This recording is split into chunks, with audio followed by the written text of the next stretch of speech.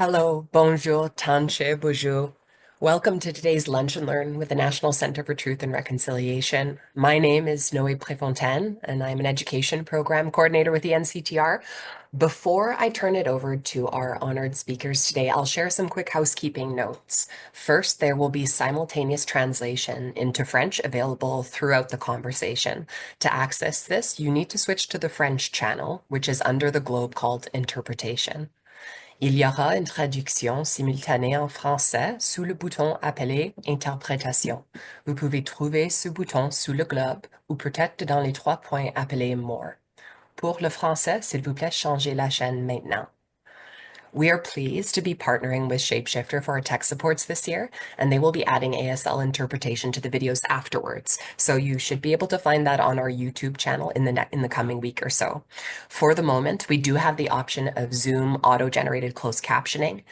This is also a webinar setup, which means that cameras, microphones, and the chat function are not enabled. You may, however, and we encourage you to use the Q&A function to submit your questions, and our speakers will leave about 10 minutes to address some of them towards the end. There's a great number of people today. I'm already seeing 1.7K of us here. So that means that only a few questions can get answered. If your question is not answered and you're burning to get it answered, you can submit it to the email that contained the Zoom links to this webinar. We expect that all questions will be asked with respect. The National Center for Truth and Reconciliation is located in Treaty 1 territory, which is the ancestral lands of the Anishinaabe, Inninewak, Anishinaabe, Dakota, Dene, and the Red River Métis. We are located in a province that sources water from dams on the mighty river systems of the North and Treaty 5 and drink water that comes from Treaty 3. For all of us joining from across Turtle Island, I invite you to take a silent moment to consider the First Peoples whose lands these have always been and always will be, with or without regard for treaty agreements.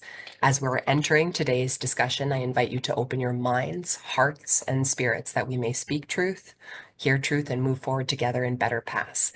It is now my distinct honor to introduce today's speakers and moderators. We have with us today Ry Moran, Dr. Marie Wilson, and moderator Connie Walker. And so I now gratefully pass it off to you, Connie. Thank you. Thank you so much, Noe. I really appreciate that introduction. And thank you to everyone who's joined us today. I have to say, it's so nice to see the warm welcome that we're getting in the form of all of the heart emojis and thumbs up. And thank you very much. I feel everything that you guys are portraying with those emojis. And so honored to be here today to talk to Ry and Marie. For those of you who don't know me, I am a Cree journalist from a member of the Okanese First Nation from Treaty 4 territory in Saskatchewan, but I also have roots in Treaty 6. And I am just, so thrilled to be a part of this conversation and to hear and continue to learn from both Marie and Ry. And I feel like we're all so lucky that they have joined us today. I would like to invite them to introduce themselves, and maybe Marie, we can start with you. Thanks very much, and hello to everyone. I just recently learned that there's such a thing as emoji guilt. So just so you know, all these beautiful emojis are making me wonder, do I use my emojis correctly? I am originally from southwestern Ontario. I was born and raised close to the community now properly recognized as Anchenong near Sarnia, Ontario. I have lived for the past many, many years in the Northwest Territories in Denendeh. We reside in Yellowknife, my family and I, on Treaty 8 territory, the Willowday peoples of Chief Dry Geese territory of the Dene Nation. And my husband and my family ties are to Treaty 11, Radeyikon, Fort Good Hope. So I'm really grateful to be here with you today, and I feel that I've had the great honor of visiting so many of your homelands over the years of the Commission. Great. Yeah, and my name is Ry Moran. I'm speaking to you today from the unceded Algonquin territories. I'm in Ottawa right now, but I don't live here. I'm just traveling out here for some dialogues on reconciliation, actually, that are happening as part of this whole month of September that we're sharing across the country. I'm a Red River Métis person that did grow up mostly out west, but had the great privilege of being in Winnipeg, serving with the TRC with Marie, and then with the National Center for Truth and Reconciliation for over a decade, where I raised my family. And I live now in Wasanic territories, Lekwungen territories in Victoria, British Columbia, and I work at the University of Victoria now. Such an honor to be here to just share some thoughts and experiences with you all, and what a privilege it is to be with Marie and Connie today as well.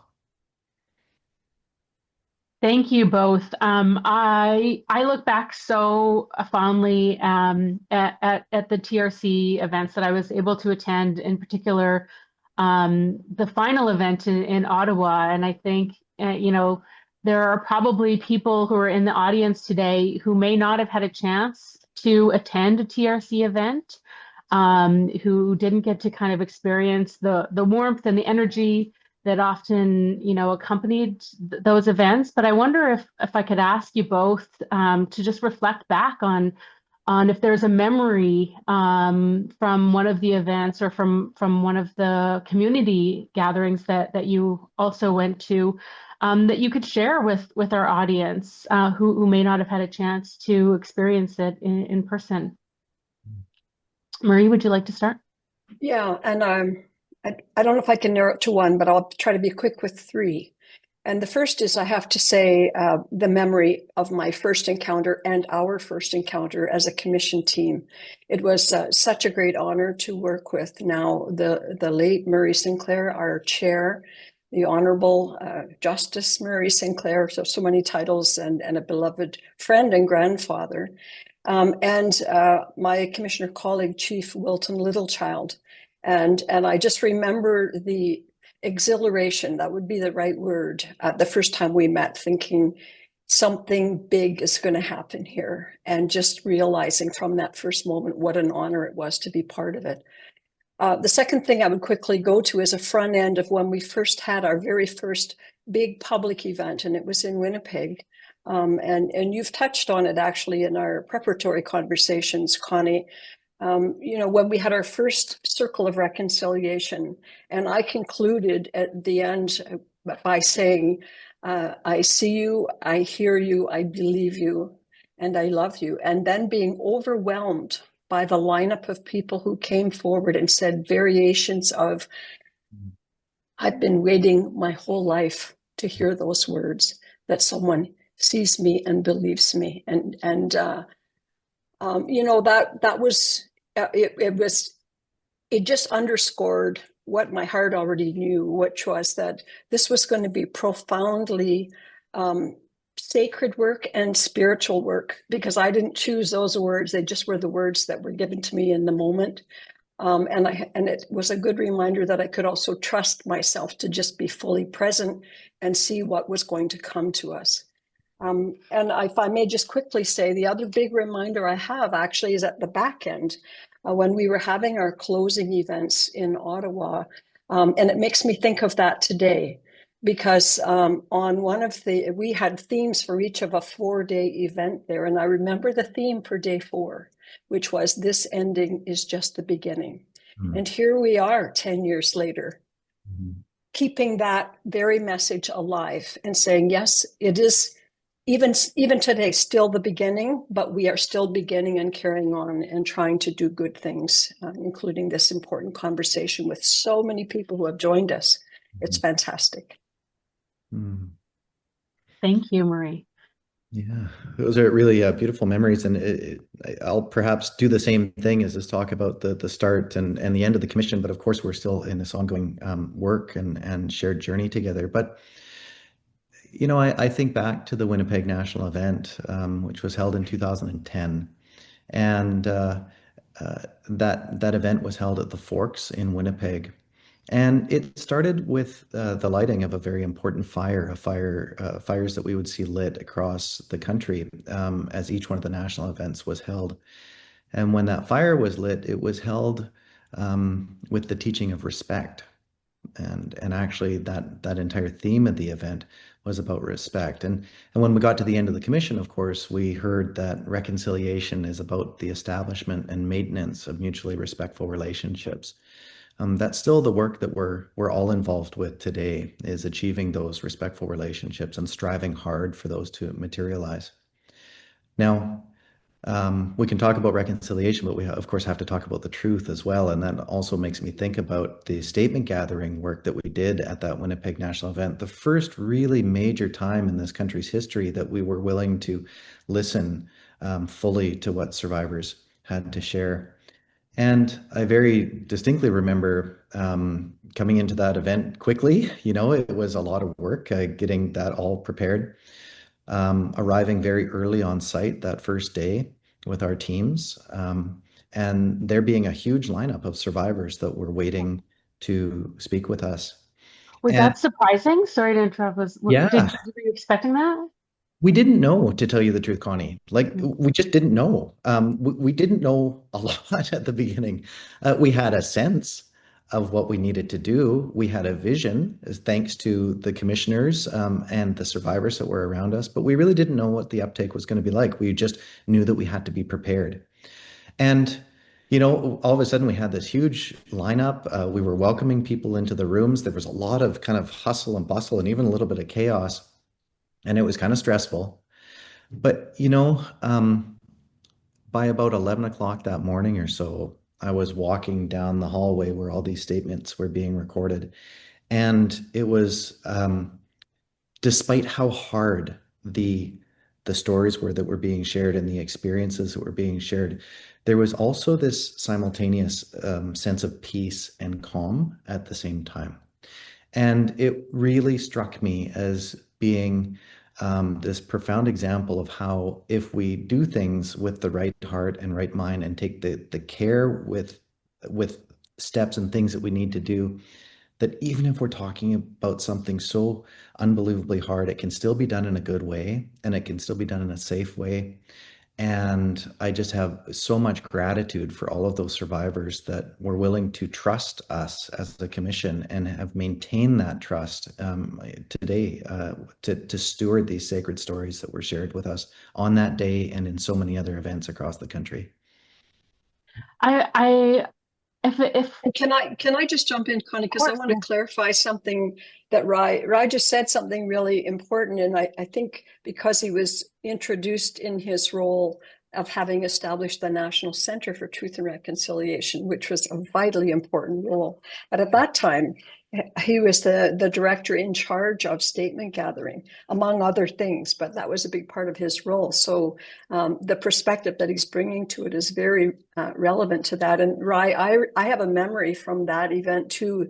I remember you coming down the hallway and saying at one point, unbelievable, one of those statements was 7 hours long, because we tried to allow for survivors to speak in a variety of ways, as Ry said, not knowing what was coming, not knowing with certainty what people's needs would be, but also in a way, not knowing whether what we had in mind would work. There was no precedent for what we were doing, or indeed for our kind of commission.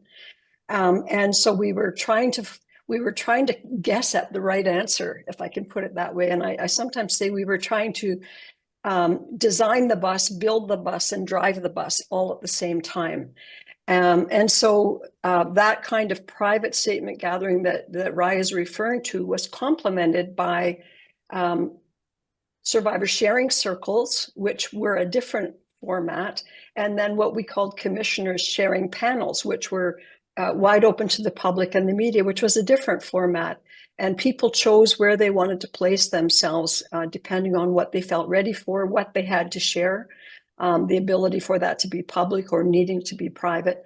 But it was all guessing at the right answer and trying to, hoping that we had foreseen for all the needs. And very importantly, adjusting as we went along, adjusting as we got more certain of what might be coming. Mm-hmm. And when you're doing that, when you're trying to build the bus and drive the bus at the same time, what do you think contributed to the success, to the safety that survivors felt in order to be able to share? Like, what were some of those kind of guiding principles the commission adopted that ensured that was going to work? I guess if I can speak to my own role in that, or my own perspective, um, this this was always about relationships and about creating a safe space for people to share whatever it was that they wanted to share, um, by their own choosing, and creating as much choice around that and agency around that as possible.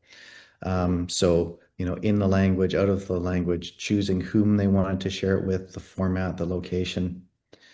But with all of that choice, there was this undergirding principle too. And what I used to say to our teams, as much as I could, was I hope you invite the person into your space that you create as you would invite your own grandmother.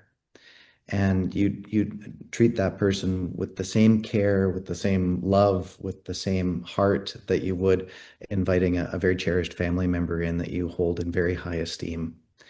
And that was what we tried to do, tried to achieve that. And it remains my hope to this day that we succeeded in doing that, because I think that puts the human into this relationship that we were trying to create, and try to put that principle of care, real, sincere, real, heartfelt, tangible care for the people that we were speaking to at the center of the circle. The survivors. And I think that point of relationship is, it can't be overstated, because Ry and I, for example, did not know each other. We had never met before the commission. Murray and Willie and I knew of each other, but we did not know each other. We had never worked together before. We didn't know each other in any kind of deep way. So part of the ongoing effort too, which we were not perfect at, but we were consciously trying to do, was to demonstrate and to live the kind of reconciliation we were asking everyone else to step into. And to be respectful in our own dealings with each other and with all those with whom we had encounter.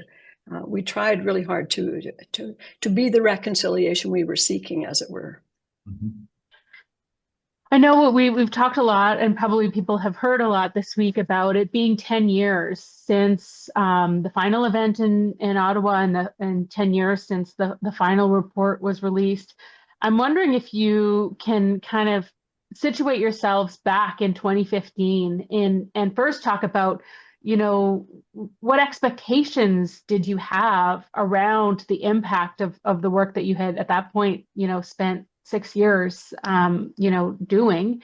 And then also from this point, looking back, how do you feel about the impact of the TRC and the way that Canada has or has not embraced this work in the last 10 years? Big question. Did you want me to go, or I don't want to? Yeah, go ahead, Sure. Ry. Yeah. There was so much that happened at that closing event in Ottawa. And if we stick just with this theme of statement gathering for a second, one of the things that I think is important to remember is that we were still very much recording statements at that closing event, both sharing circles and public statements.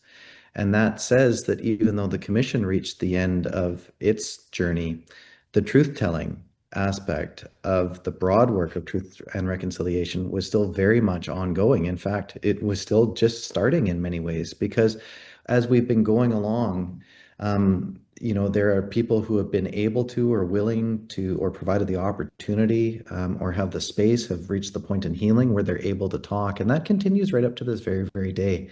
We're still learning to this very moment, and we'll continue to learn, what the history and impact of those residential schools are and continues to be.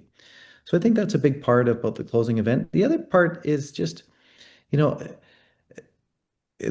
was so much spontaneity to the event as well, that was just kind of magical and again uncertain, and also amazing when it happened, because again, at least when I was going into it, we didn't really know, who was going to show up, and there was a large walk for reconciliation that was planned the day before from the Sunday. Gatmans, yeah, Sunday, and down to City Hall in Ottawa.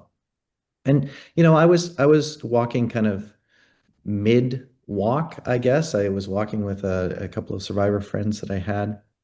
And there was a moment as we came around the corner onto Wellington Street, and all of a sudden, there was another group that sort of joined in from the side, and then there was more people that came in from the back. And all of a sudden, I was looking forward, and it was people as far as I could see.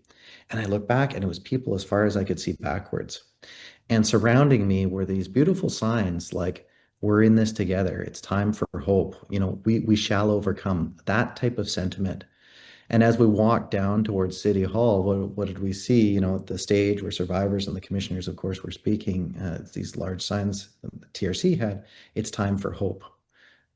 And that sense, that commitment to maintaining the belief and the knowledge that we can overcome this terrible aspect of our shared history, and that we can create a Canada that is safe for all peoples, especially Indigenous peoples, is not just a hope, but it's a very firm conviction of mine that it was made that much stronger, my belief in that ability, by virtue of that event, and by virtue of the courageous vision that was shared by so many.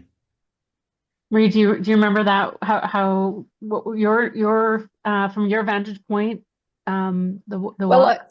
I would say, and maybe because I'm just that much older than Ry, but for me, I don't think about the commission as starting with the commission.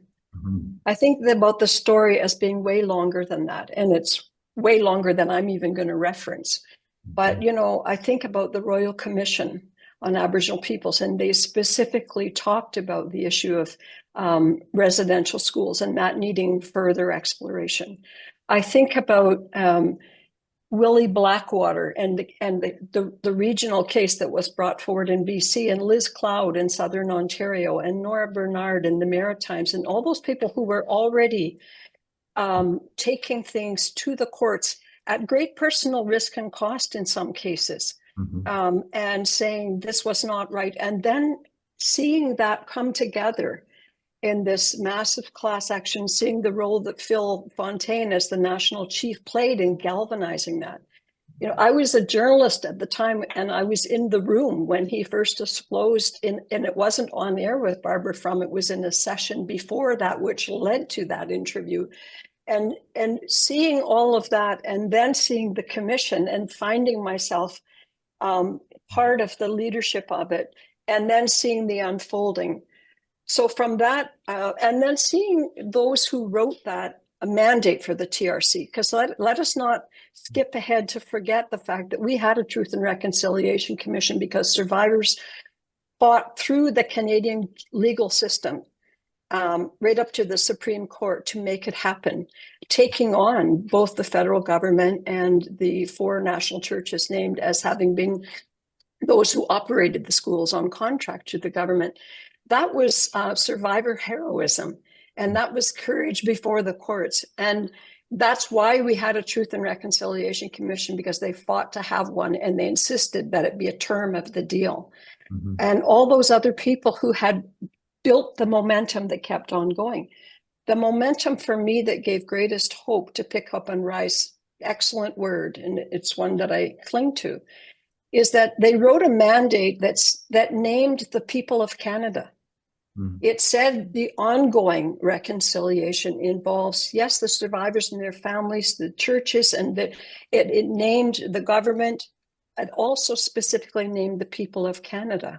And so how many of the people of Canada, we're getting up to almost 3,000, am I reading that correctly? People on this call. And we saw that same growth.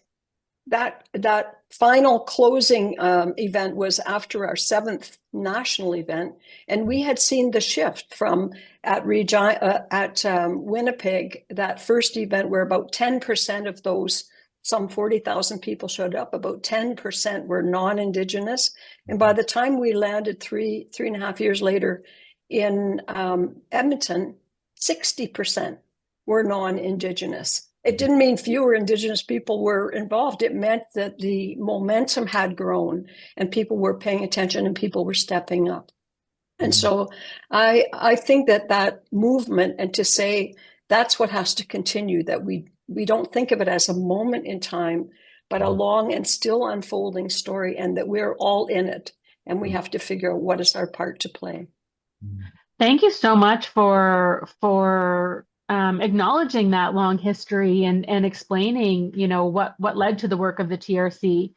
In terms of this kind of inclusion of Canadians in this work of reconciliation, how have you viewed, what seems to still be like a snowball effect every year? It feels like it somehow gets bigger and bigger. I remember last year, on the National Day for Truth and Reconciliation, taking my kid to an appointment in Toronto here. And just as a way to pass the time, we thought we would count the number of orange shirts that we saw. And it wasn't that long of a drive, but it was just every corner, almost everywhere we turned, there was another orange shirt. And it's anecdotal, but it really feels like this momentum is continuing to build and to grow. And I'd love to hear from you both about how you take that in, because it is part of the work that you all did in the TRC with survivors. I'll jump in first on this one, and just to say, we owe a tremendous amount to Phyllis Webstad and the work that she has done to grow the important symbolism of the orange shirts. I think about, I sometimes say, when we think about Remembrance Day, we often also call it Poppy Day. It's good to have a symbol that all generations can grab onto and associate and remember, that in her case, it was the story of one child who had something treasured from home taken away from them. And almost every child of the almost 7,000 we heard from had a variation of that story of something treasured. And of course, the most treasured thing of all being the love bond with home. And so it's so much more than just a shirt. It is our devotion to and our potential to betray the children in our midst. And how do we live up to the promise of saying we're not going to do that anymore, when we still have so many instances of where it is still happening under different titles? So I think that the challenge is for it not to be a one-day performative event, but for it to be really a day. It's not a day off for everybody to go fishing. We didn't ask for a national statutory holiday so everyone could have a sleep in and a barbecue. It was really meant for deep reflection and honoring, and recalling and learning for those who are still on the big learning track, as we all are, as we have, we all have stories that we have not yet heard. And that is what we need to do. And then we need to say, what do we do with that? How do we breathe life into that beyond a particular day? Yeah, and I think just from my own observation along the way is I have so much gratitude for this journey, both having had the privilege, the incredible privilege, and the opportunity to have served for something as perhaps noble as the Truth and Reconciliation Commission and the NCTR, and I think, as Maurice has so eloquently said too, is that when you enter into this type of commitment to the work, it's a lifelong commitment. It's never a job. It couldn't ever be that. You have to really believe deeply in how important this work is. In that, what am I thankful for, and who am I thankful for? Well, I am extremely thankful for the survivors that we've already talked about in this meeting, as having had a vision and the courage and the fortitude to create the space that is necessary in Canadian society so that the truth could emerge and that Canada could understand what has happened. And I think we should remember that was very, very difficult, that was hard fought for. And the words that were shared oftentimes were shared through tears and through pain and through great deal of personal anguish. And, you know, we were witness to that at the TRC, but it was done with an incredible amount of strength and resilience and determination to live into this practice of saying never again will we let this occur. And to that end, you know, I'm extremely grateful for this very moment that we're sharing right now too. I mean, for all of you that are listening right now, I mean, it's like just from me to you, thank you for being here, because, you know, everybody had somewhere else to be today. Everybody lives busy lives. There's things that are going on. There's multiple pressures that we have on us. And you chose to opt into this conversation, and that matters. And if we keep opting into this, you know, it will change this country.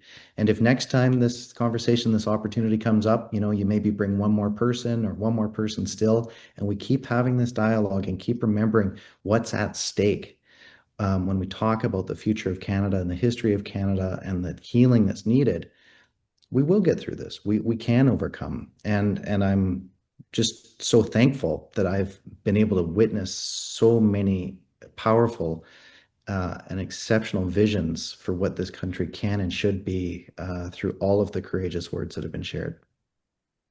I just want to remind people that, you know, the final report is available for everyone to look at, and that even, you know, 10 years out, there are still things that I am learning from it, and that there's so much knowledge and information, but also, you know, I think guidelines in terms of engaging in this work. And I know there's a lot of emphasis, there has been a lot of emphasis on the calls to action.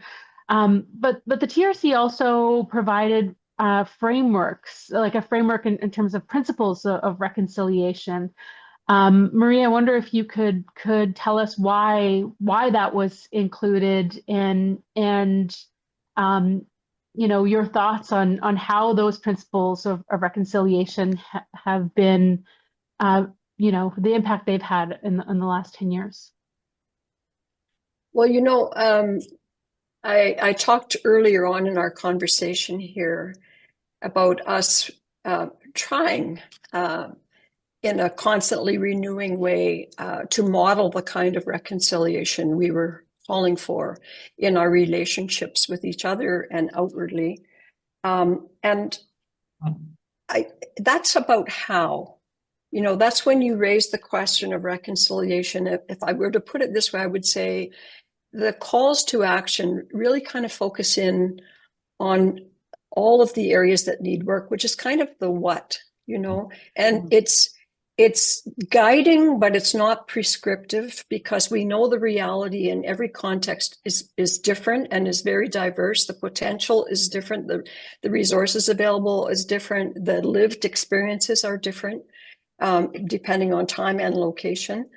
But it doesn't address in that good old journalistic way of, you know, if that's the what is the how? You know, what is the how? And really the principles of reconciliation are trying to address that, so that it doesn't become a to-do list, but it becomes a new way of being in relationship with each other. It becomes a new way of, for example, the principles that we talk about, which acknowledge expertise that isn't all Western trained, Western learned, Western imported. It isn't all from somewhere else as presented and taught and absorbed by somebody else. It's also the kind of wisdom and knowledge and proven expertise that has sustained societies for millennia. That has value, and how do we bring that forward in a positive way to recognize we're meant to live in balance. We're meant to live in balance in our relationships with each other and with all of creation. And our track record is that we have not done that. So how do we rebalance in all regards, you know, both materially and physically, and from a point of view of opportunity, from a point of view of access to resources, and from the point of view of presumptions about who knows what. and who knows anything and who knows best, and how does knowledge evolve, because knowledge itself is not locked in time. It's not an old dusty thing. It's a constantly evolving thing that depends on being able to read where you are and what's going on around you. So that's why we drafted the principles of reconciliation, and we also said that the UN Declaration on the Rights of Indigenous Peoples is the first and foremost of those principles, which talks about identity as not just being, it definitely not being a kind of color-based or race-based thing, but a relationship-based identity with lands. That's why we do land acknowledgements, and people's identity so tied to place and where their lifeblood lies and has come from over the millennia. So I may have lost the actual sharp point of your question, but I think about those two things going together. Oh, the other thing I did just want to add, Connie, is that in the calls to action, we were very aware, even at the time, I mean, it's such an odd number. How did you come up with 94? Well, because that's kind of when we ran out of time and ran out of gas. You know, in part, it's that. I don't want to be frivolous about it, but there was nothing magical about that number. But we also, with more time and reflection, might have come up with others, might have sharpened the wording on some of those, might have been there might have been more sub-bullets, whatever. But we've always said it's not meant to be an exclusive list. And so that's why the principles and the calls to action are good companion documents, because if you're living in the spirit of reconciliation that the principles tell us about, you may come up with other ideas that are beyond the 94, that are completely excellent ideas, or that we didn't label as such. And I have seen examples of those kinds of things that are going on, and that also are a blending of many calls to action. So we don't want people to be narrowed down in their thinking, but rather to be prodded into big-hearted thinking about what all else could be done. Well, I'm curious, Marie, you know, if there are other calls to action that you would add at this point. But before I'll let you think about that, and maybe we can hear from Ry in terms of what your thoughts are on the principles of reconciliation. Yeah, well, I think a couple of things that just immediately come to mind. One, when we talk about something like the UN Declaration on the Rights of Indigenous Peoples, we can think about some of the very last articles that are in that, and some of the actual really important preambular statements. So let's start with the preambular statements. Welcoming the fact that Indigenous peoples are organizing themselves socially, culturally, and politically to end all forms of racism and oppression, no matter where they occur. What a powerful and beautiful statement. And what an incredible vision for the future of this country and for the world, because this is not just about Canada. This is about how we live together as humans all over the planet, and how we're in relationship with the land as well. Towards the end, the articles constituted herein constitute the minimum standard for the survival, dignity, and well-being of Indigenous peoples. So what that means is that we have to remember that we have to establish a new floor of understanding for what it takes to live together respectfully here in Canada and world over, and that the inherent and inalienable human rights that Indigenous peoples have can and must be recognized as a precursor to starting the conversation on reconciliation. Once we have those rights recognized as being present and in the room, then the ceiling is amazing. You know, we're still talking about the very foundation upon which we have to base this conversation on, because we can't have a conversation about reconciliation without talking about fundamental human rights that have been systematically violated through things such as the residential schools, forced relocation of Indigenous peoples, you know, the list goes on. And the need to move deliberately, consciously, and as quickly as possible away from that past broken history. And I think that's always really important for us to remember, is that we still have hard work to do in this country around protecting and affirming those human rights as being the floor to the conversation. And that is something that, we're all really called upon to do, to understand and articulate what human rights are and how they're a solution to the problems that have been plaguing us. They prevent us from doing further harm in the future. And that's what this is all about. It's about stopping the harm and building better futures together. Maria, I'm wondering if you could speak to the progress in terms of the adoption of the calls to action, or maybe the lack of progress in terms of how governments and then I guess Canadians are responding to the principles of reconciliation and the calls to action, and if there are any that you wish would have also been included, back then. So, that's a three-part question, right? So, I'm going to add a fourth part because I actually want to pick up on something that Ry just said. First of all, I do very particularly want to honor my colleague, Chief Dr. Wilton Littlechild, as one of the people who was an architect of that UN declaration and worked on it for decades and was hard at it long before he ever became a TRC commissioner, and was very essential in guiding those elements of our work, many elements of it, but in particular, he was the expert on the international perspectives, and we owe him a great debt for that and proper recognition. The other thing to say in the UN Declaration is it's one of the things that it also points out. And why does it point it out? Because we seem not to know that. It points out that the whole point of the declaration is not to say that Indigenous people should have more than somebody else, but rather to point out the fact that they have not had what everyone else has taken as something for granted, human rights that are universally accepted. And I think we have to stop living the contradictions, where we say as a nation state that we believe in one thing, but then because we had signed on to the UN Declaration on Human Rights, and we were still operating residential schools that were denying and depriving human rights and allowing for extraordinary and sometimes criminal abuses to take place. So we have to stop living the contradiction. What is beautiful about this moment is that we can no longer say, well, we didn't know that. We hadn't put those pieces together.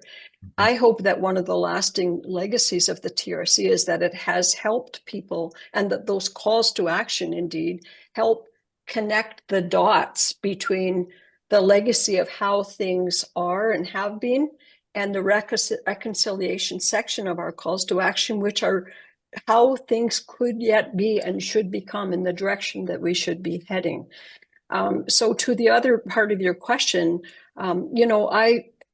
one of the things that we were intentional about is calls to action 53 to 56 that call for a National Council for Reconciliation, so that there is an agency that isn't me that can say, how are we doing? And how are we doing on that reconciliation front and the fulfillment, not just the fulfillment of calls to action, but the hoped for outcomes of those calls to action, which is closing the gaps in so many measurable ways, where so often Indigenous peoples in Canada are in the negative side of the statistics.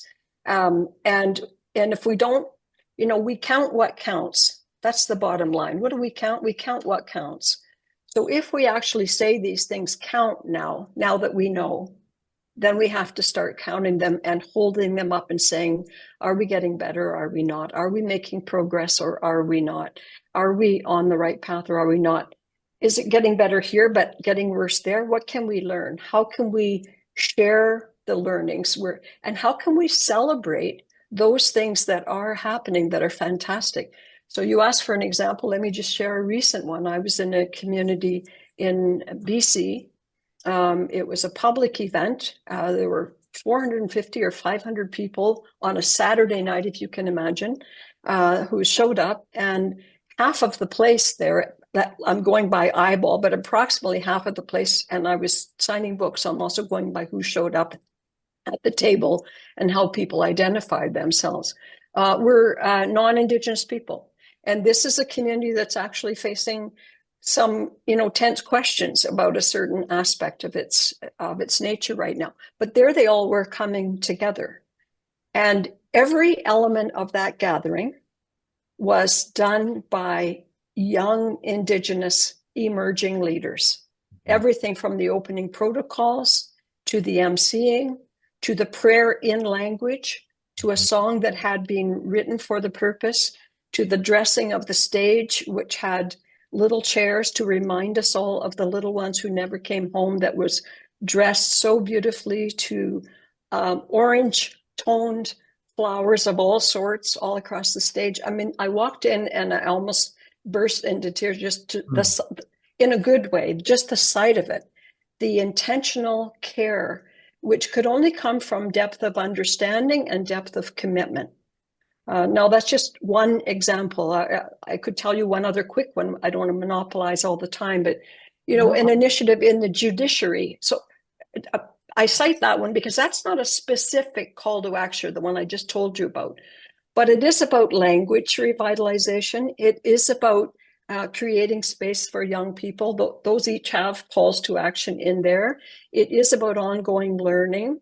It is about creating opportunity for collaborative engagement and educational opportunity. Like, it was a whole bunch of things. So would you tick that as one box or multiple boxes, or it's just that one community, so it's not really, you know what I mean? I think we limit ourselves if we think we have to have a narrow interpretation. We have to look around and see what's happening and see what is yet to be done. And I was just going to quickly tell you an example that I know of in the judiciary, where an intentional effort was made to mentor Indigenous lawyers into potential eventual roles on the bench.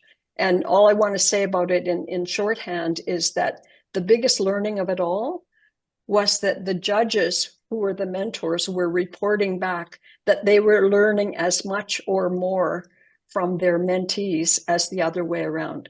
So if you create relationship, I think we have to move way beyond this notion of this is the ongoing national obligation to this is the ongoing national gift and enrichment, because these encounters are, if they are done with good heart, they are enriching to everyone involved. And I really firmly believe in that. And those two little examples are just recent examples that I've lived through that I wanted to share with you. Thank you for sharing those. Thank you. I appreciate it. One of the things that you talked about earlier, Ry, was the ongoing truth telling that has happened since the end of the TRC. I think, you know, as a journalist, you know, I think so much of my work has also been, I think, trying to more fully understand the truth of what happened in residential schools, but also the ongoing impacts in our families and communities. And I'm curious, you know, how you think this work, or how you think of the work of the ongoing trying to expose and understand the broader truths of Indian residential schools. Because I think for some people, you know, they may have thought, okay, the TRC has found out the truth, so let's check that and let's move on to reconciliation. Yeah. Well, I think that's a really important question, and I think if anything, over the last number of years, we've heard the phrase "truth before reconciliation" sound very, very loudly in this country, especially in light of the confirmation of unmarked burials at various residential schools across the country. And I think, you know, when we take a step back and look at even how the commission itself was set up, and what the drafters of the settlement agreement aspired to, is they understood, and this is actually going back to Marie's earlier point, all the way back to the Royal Commission on Aboriginal Peoples, and even further back than that, there has always been the recognition that this truth-telling work would take years, generations, centuries, really, in Canada. And that's the very reason why we have a place like the National Centre for Truth and Reconciliation, the very reason why the commission was tasked with gathering statements and documents from church and government archives, and why all of that work remains ongoing to this day, is because it's actually getting people into those records, communities, survivors themselves, family members, journalists, artists, musicians, into these records so that we can continue to learn from what has happened and that we can continue to ask more questions. We're seeing the fruits of that work now, even simple things that I take a step back and for example, look at one of the first sets of records that we released at the NCTR when I was there were these things called school narratives. Now, we had to fight very, very hard to get those in the very first place at the TRC. That was a knockdown, fight early days to wrestle those from the government of Canada.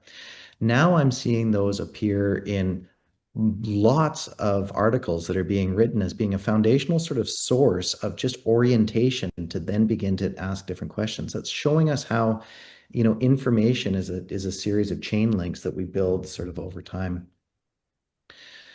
We're also not out of the woods in regards to truth telling. Connie, you and I have talked about this a lot in the past that, in 2027, there's going to be a very significant and sizable body of truth and evidence that is slated for destruction in this country. And we know also, in addition to that, that nations themselves are still having trouble accessing records from various sources for a whole bunch of different reasons. Right, I'm just noticing all of the emojis changing, which maybe do you want some people, I find that a lot of people don't know that this is about to happen in September of 2027. So I wonder if you could quickly. I'm sorry we're so late in the talk to get to this, and I'm sorry for the emoji reactions here if I've caused any shock. But the brief story is that the line to the present right now has been rocky in regards to how difficult it's been to preserve the truth. The TRC started court actions in 2012, and there was a series of actions. One of the next steps that came along was an effort to ask questions about what would happen with the records from the independent assessment process. And for those of you that are or are not aware of that process that sort of ran parallel to the TRC and had a different truth-telling aspect and mandate to it. It's those records from that particular process that are now slated for destruction in 2027. Now, one good thing to know is there is information online, both through the NCTR and through other sources, that give survivors themselves the opportunity to preserve their records if they wish, to get a copy for themselves, to deposit it in an archive. But en masse, even, say the decisions that were issued by adjudicators in that process that would, give evidence of what occurred, unfortunately, are slated for destruction after that case went all the way to the Supreme Court of Canada and sort of backed down. So and just to also point out, I think the last time we checked that, for the IAP records, I think only 27 survivors had opted in at that point to have their records preserved. And I think that speaks to, maybe the lack of awareness that survivors, don't necessarily know that this is happening to their records, to the truths that they shared. And I think the other unfortunate reality is that, we have lost a lot of survivors who may have participated. I think the number is somewhere around 38,000 who filed applications for the TRC. Correct. Yeah, those are the exact right numbers, Connie. And I think it's one of these things where, when we talk about something like this, it tells us that our progress, be it through the calls to action, through the principles of reconciliation, or even through our truth preservation efforts, is not a straight line. It's kind of lurching. We're kind of stumbling at times, even as a country.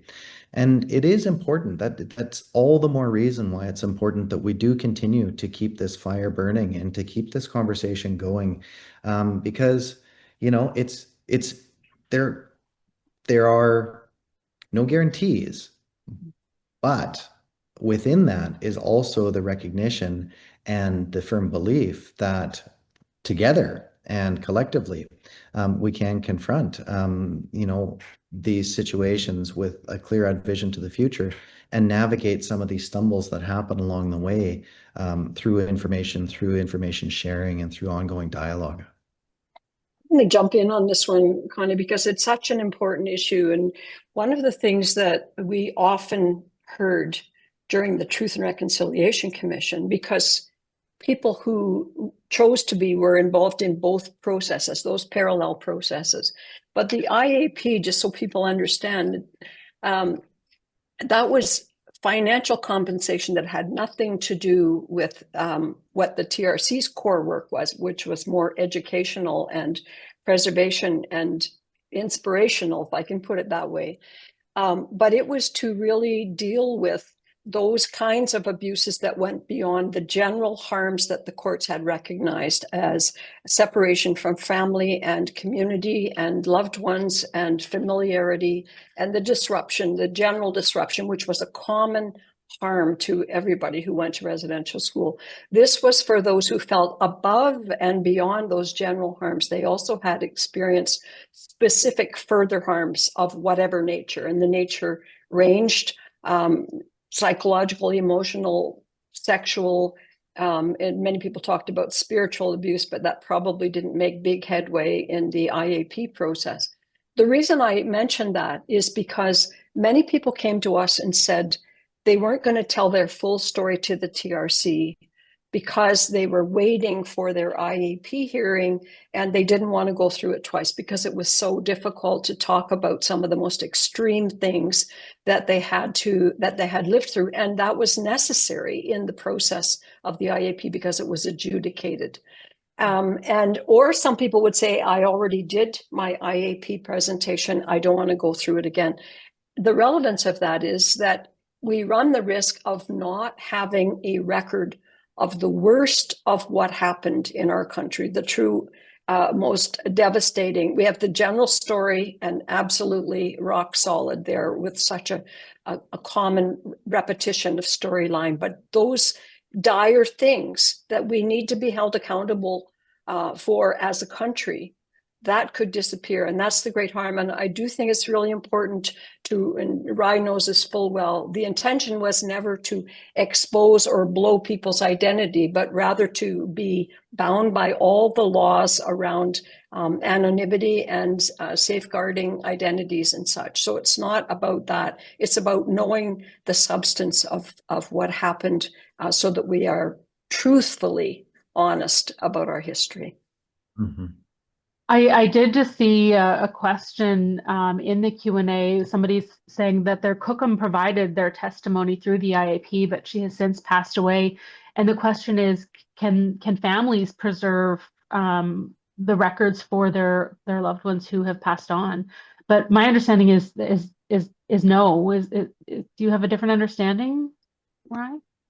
Unfortunately, that is the way the court landed on this one, was that it was the survivor's choice, and the survivor's choice alone to make.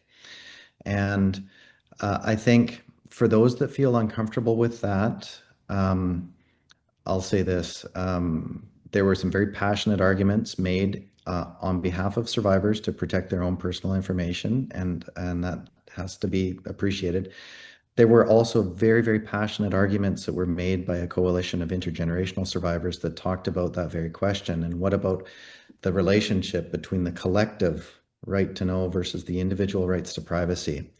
It's a very, very complicated and sensitive topic, this one. And, it's one of these ones where it's always hard to talk about it even because it's a very tough one.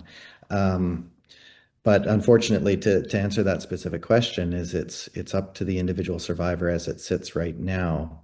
But if people have concerns about that, I seriously don't think it's too late to write somebody that's in a position of power. I mean, write your MP, write your your justices, whomever it may be. Talk to your chief and counsel, talk to your political leadership, to raise concerns about what it is that's happening. Because I do still believe that 2027 is close, but it's not here yet. And I just want to really quickly add to say that intergenerational survivors can also make a statement to the TRC and the National Center for Truth and Reconciliation. That aspect of the TRC's work, they are continuing. So maybe some of that can be picked up and brought forward in statements from intergenerational survivors. I can't believe the hour is up already. I knew this was going to happen, but it's such a shame. And I just want to thank you both so much for your generosity and your warmth and your kindness that you've shared with all of us today. It's so appreciated, and the work that you all did is just, we all owe you such a huge debt for taking on this really incredible, important work. And I'm just thrilled that I got to be part of this conversation today. So thank you. You're part of the work too, Connie. Thank you, and thanks to all of you. Thank you. Thank you, Connie. Thank you, Marie. Thank you, Ry, for this truly important conversation. We're right at time. I wish I could share much more appreciation. As you can see, so many responses here in the chat and many expressions of gratitude as well that we'll pass on to you afterwards. I also want to thank for that message of hope today and to thank our tech team with Shapeshifter and to our French interpreter. If anyone in attendance is feeling any need of support, we've shared some resources in the chat which are specific to Indigenous folks. If you're not Indigenous and need of support, we encourage you to have a look for resources in your area, or there's also the National 988 resource for anyone in crisis.